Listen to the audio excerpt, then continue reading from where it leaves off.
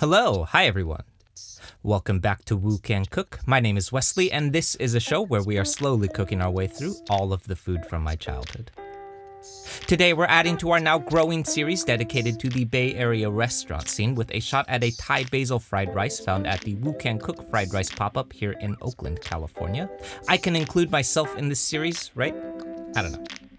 The point is, for the Bay Area locals, this particular fried rice is the newest addition to our pop-ups menu, meaning that you can come and order this at one of our weekly pop-ups, which is very exciting. More about that in the description for the folks who are interested. Pretty much by requirement, we'll be doing our fried rice today with a bit of fish sauce, Thai chili, and Thai basil, all three of which are just about the most iconically Thai ingredients that you can put in really any Thai dish.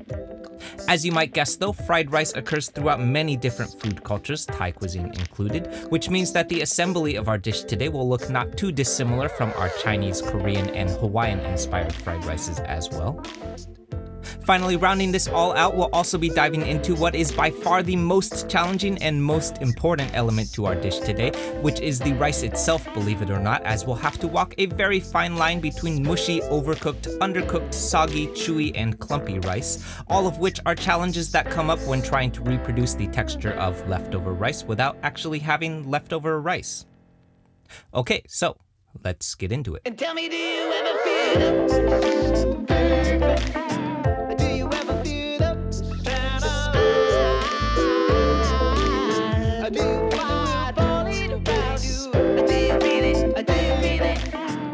Alright, so diving right in, we're starting off with what my prep chefs refer to as the sofrito of Chinese cooking, since they tend to form the core fundamental building blocks of a lot of our wok fries.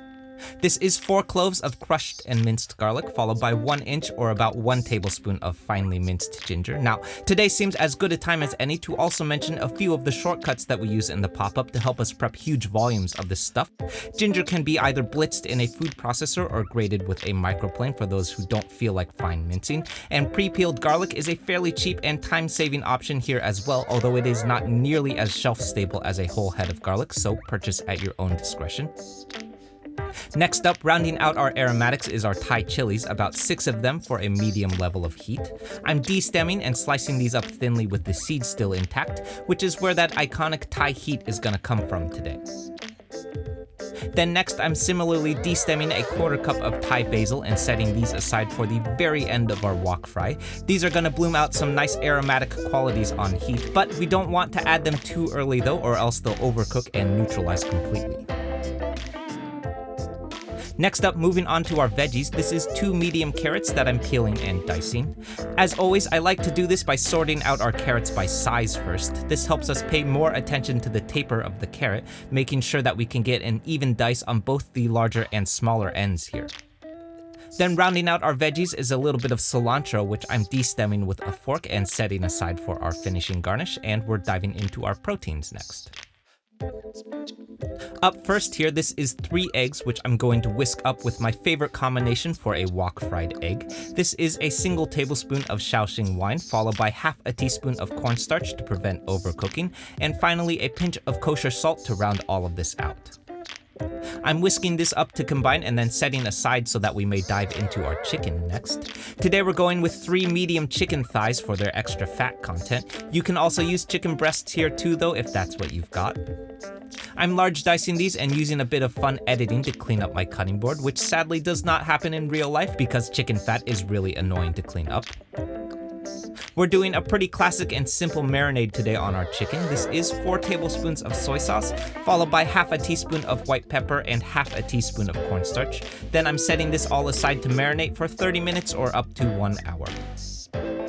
Finally, last up, this is half of a lime that I sliced up into wedges for our finishing garnish and then fully forgot to use until about 2 hours after I finished eating. Now, would it have been easier to just leave this out entirely and pretend it never happened? I mean, yeah, but also lime would go really well with this fried rice and you should still do it, even if I forgot. Next up, moving on to our sauce element here, I'm borrowing a few fundamentals from Chinese cooking today because I think they're gonna pair really nicely with our fish sauce, which is what's really driving the ship. This is 4 tablespoons of soy sauce and a single tablespoon of sesame oil to start, followed by 2 tablespoons of oyster sauce. Last up, as promised, here's our 3 tablespoons of fish sauce going in. Then we're mixing this all up to combine and setting aside as we dive into our rice next.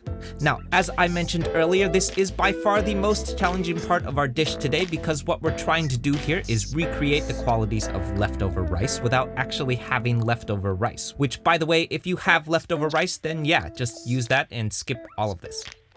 If you don't have leftover rice though, this is how we create 250 cups of leftover rice when we're making rice for the pop-up. I'm starting off by rinsing and cooking my rice as we normally would. For those who are looking, we also ran through this bit in greater detail in the gimbap video that we did a few months back as well. You might be tempted to hold back on the water in your rice cook here to get a drier rice texture, but be very careful doing this though, because if you overdo it, you'll end up with a lot of uncooked chewy rice, which is no good, and then you'll have to start your rice cook all over again.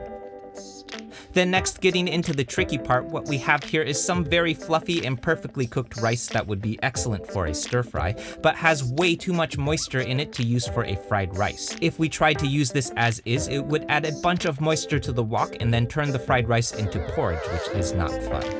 So I'm adding my rice to a mixing bowl. This is 35 ounces of cooked rice to be exact.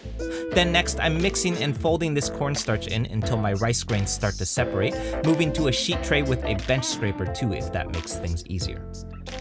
Our goal here is to dry up that moisture as much as we can and get those clumps of rice to start separating before we get to our wok fry, which is going to give us that nice loose, grainy texture that you know from any decent fried rice that you've ever had. So, good luck, Godspeed, and just know that this is the part that took me the longest time to figure out, so don't be discouraged if your rice doesn't look quite right the first time. Moving on to our wok fry next, I have my wok heating up as hot as possible, and then I'm adding 4 tablespoons of peanut oil, and as always, long yao for that nice non-stick surface. Then going in first, I'm adding my chicken for a 2.5 minute sear, reserving as much of this liquid as possible to reduce oil splattering. Then I'm giving this a quick toss and going for some wok hei. Let's try that again. There we go. Once our chicken is cooked through, I'm removing it from heat, adding 4 more tablespoons of peanut oil, giving 1 more long yao, and reserving this fond left behind to toss in with our veggies next. Going in first are my aromatic elements. Here's my garlic, ginger, and Thai chilies. We're blooming these for 15 seconds until nice and fragrant, and then following up with my carrots. I'm giving these a 2-minute head start and then shifting everything to one side so that we may add our eggs in here. I'm looking for good solid contact with the wok surface, making sure that these eggs are nice and set before tossing and breaking them apart.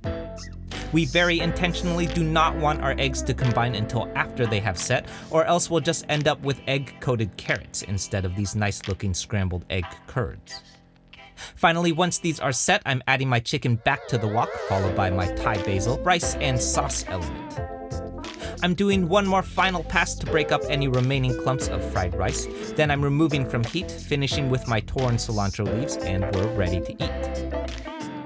Alright, so as you can imagine, I'm probably coming up pretty quickly on the 10,000th bowl of fried rice that I've personally made, which might actually make me an expert on fried rice. In all seriousness though, I'm a big fan of the Thai elements that really shine through in this fried rice, despite the various Chinese elements that we worked in as supporting roles. Our Thai basil releases that really wonderfully fragrant licorice quality that you'll recognize from dishes like pad gras prao, pad ki mao, and a bunch of other iconic Thai dishes. Then our Thai chilies give off that really iconic mellow but lingering heat, which to me is really what makes them one of the more unique tasting peppers in Asian cuisine. The patience that we exercised in letting our eggs set during the wok fry also really paid off, allowing them to solidify into distinct yet also well-distributed curds of egg throughout the entire dish, instead of the egg coating that I often come across when folks don't allow for the eggs to set. Finally, all of that work that we did to dry out and separate our rice here also really paid off nicely as well, giving our rice that nice loose texture that we're looking for that's not clumpy from moisture, but also not chewy from undercooking either. Okay, so that's it everyone. I hope you enjoyed this and I hope you give this one a shot. For those who are new to the channel, this one is part of a larger series that we've been doing that's dedicated to the Bay Area restaurant scene, so definitely check out that series next if you haven't yet, because there's a lot of these. Also, if you are local to the Bay Area, as I mentioned earlier, we'll be adding this one to the menu at the Woo Can Cook pop-ups in the coming weeks, every Friday at the Good Hop in Oakland, so come by and say hi if you can. More about that at woocancook.com/eats. As always, like, comment, subscribe, share, be nice interneters, and I'll see you soon.